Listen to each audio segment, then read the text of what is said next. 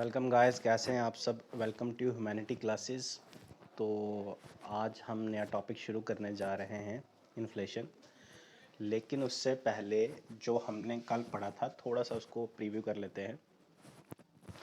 कल हमने पढ़ा था कि जीडीपी क्या होता है, जीडीपी एट फैक्टर कॉस्ट क्या होता है, जीडीपी एट मार्केट प्राइस क्या होता है, रियल जीडीपी क्या होता है, नॉमिनल जीडीपी क्या क्या होता है, हम जीडीपी को कैसे कैलकुलेट कर सकते हैं, ग्रॉस नेशनल प्रोडक्ट क्या होता है, नेट नेशनल प्रोडक्ट क्या होता है, और नेशनल इनकम को हम कैसे फाइंड कर सकते हैं। ठीक है, ये हमने कल पढ़ा था। तो आज बहुत इम्पॉर्टेंट टॉपिक है, इसमें से आपको एक या दो क्वेश्चंस ज़रूर देखने को मिल जाएंगे एग्ज़ाम में। इन्फ्लेशन। अब बिना टाइम वेस्ट किए हुए शुरू करते हैं। इन्फ्लेशन होता क्या है? Inflation is the rate at which the general price level for goods and services rises and subsequently the purchasing power of the currency declines. Inflation क्या होता है कि जो गुड एंड सर्विसेज की जो प्राइसेस हैं वो बढ़ेंगे over the period of time, जिसकी वजह से क्या होगा, जो परचेजिंग पावर है इकॉनमी की या परचेजिंग पावर है करेंसी की, वो कम हो जाएगी। उसे हम कहेंगे इन्फ्लेशन। एग्जांपल लेते हैं, जहाँ पे एग्जांपल दी हुई है कि देखो 2012 में 3 लीटर मिल्क आता था ₹90 का, एंड 2032 में 90 रुपीज़ में ही मिल्क कितना आ रहा है, 1 लीटर। इट मीन्स जो परचेजिंग पावर है, इन्फ्लेशन की वजह से जो परचेजिंग पावर है करेंसी की, वो क्या हो रही है, कम हो रही है। ठीक है। अब inflation is nothing but an increase in the general level of price of goods and services in an economy over certain period of time. कि जो भी प्राइस इंक्रीज करेंगे गुड्स एंड सर्विसेज के over the period of time in an economy, वो क्या कहलाएगी, वो inflation कहलाएगी। और इसी वजह से जो परचेजिंग पावर है करेंसी की, वो क्या हो जाएगी, कम हो जाएगी।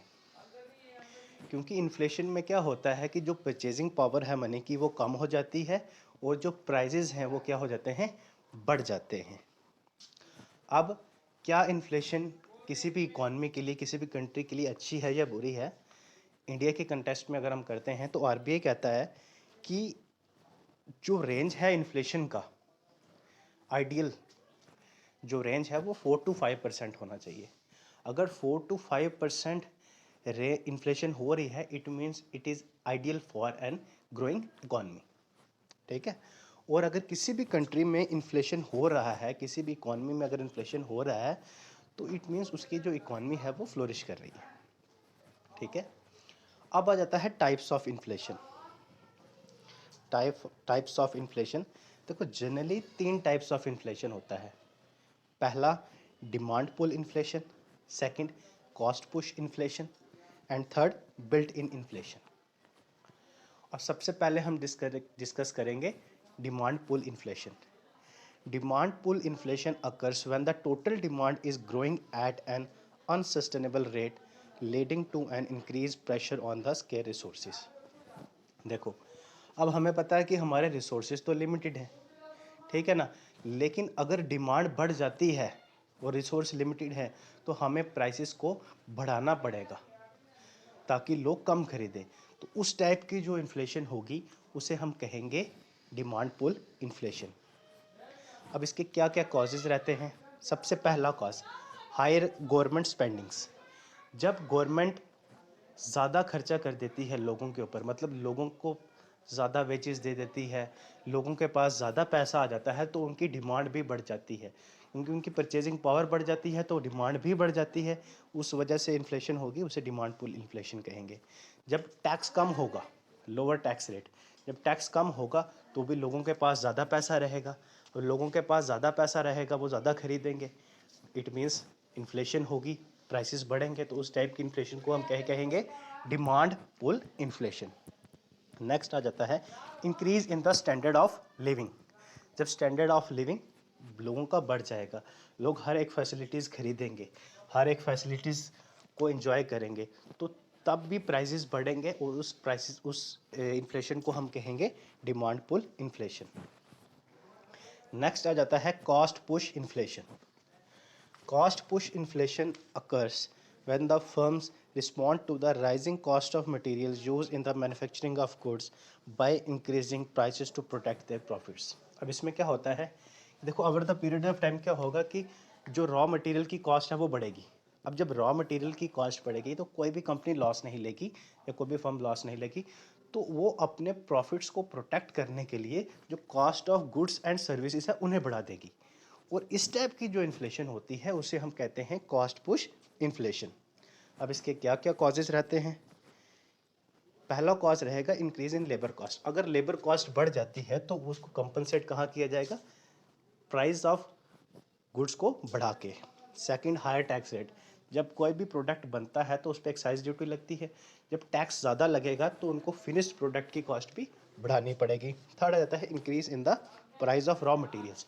जब रॉ मटेरियल की प्राइस बढ़ जाएगी तो प्रॉफिट्स को मेंटेन कर रखने के लिए कॉस्ट ऑफ गुड्स भी बढ़ाना पड़ेगा। अब नेक्स्ट आ जाता है बिल्ट इन इन्फ्लेशन।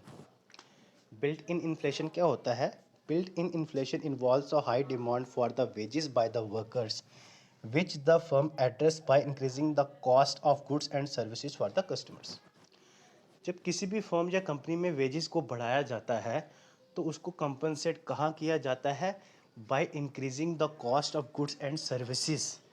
जब cost of goods and services increase होंगी by increasing the wages of the workers, तो उस टाइप की इन्फ्लेशन को हम कहेंगे built in inflation. I hope आपको ये तीन टाइप समझ आ गए होंगे। लेकिन इन तीन टाइप्स में से जो most dangerous types of inflation है उसे हम कहते हैं कॉस्ट पुश इन्फ्लेशन। ठीक है। अब कुछ और टाइप्स भी हैं, जैसे डिसइन्फ्लेशन। क्या होता है डिसइन्फ्लेशन, हो गया समझ लो। अब some other types of inflation भी होते हैं, जैसे डिसइन्फ्लेशन आ गया। डिसइन्फ्लेशन क्या होता है, disinflation is the decrease in the rate of inflation.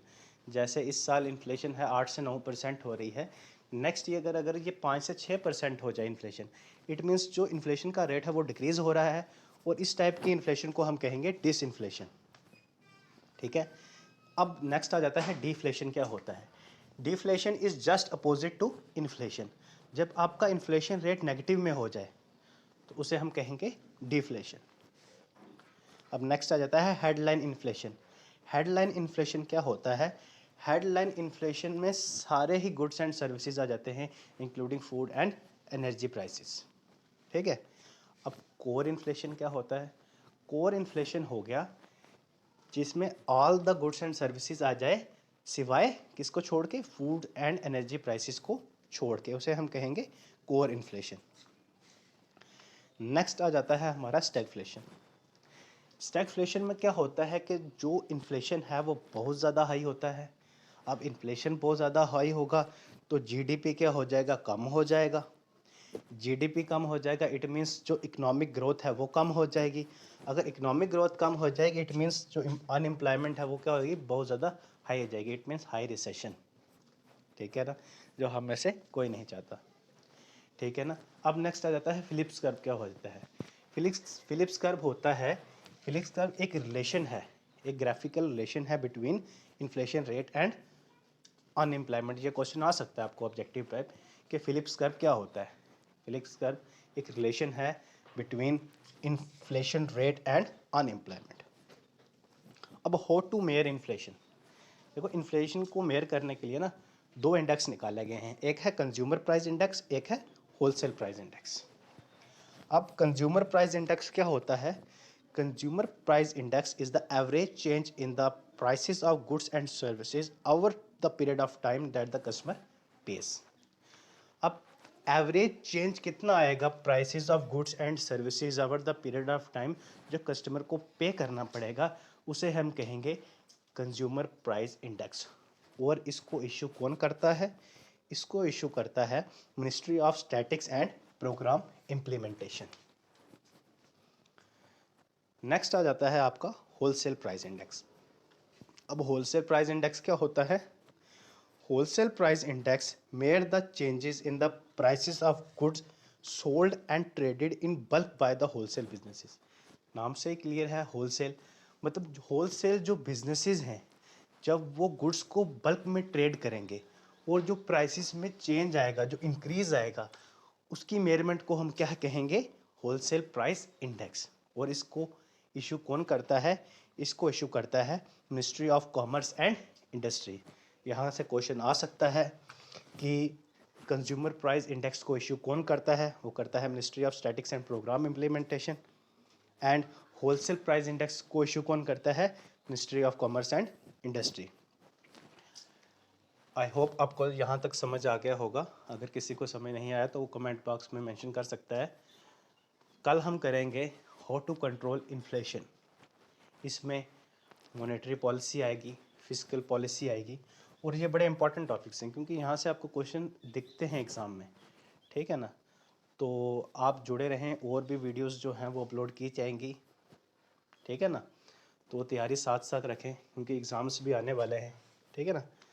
तब तक के लिए हमारे साथ जुड़े रहें। Thank you, bye.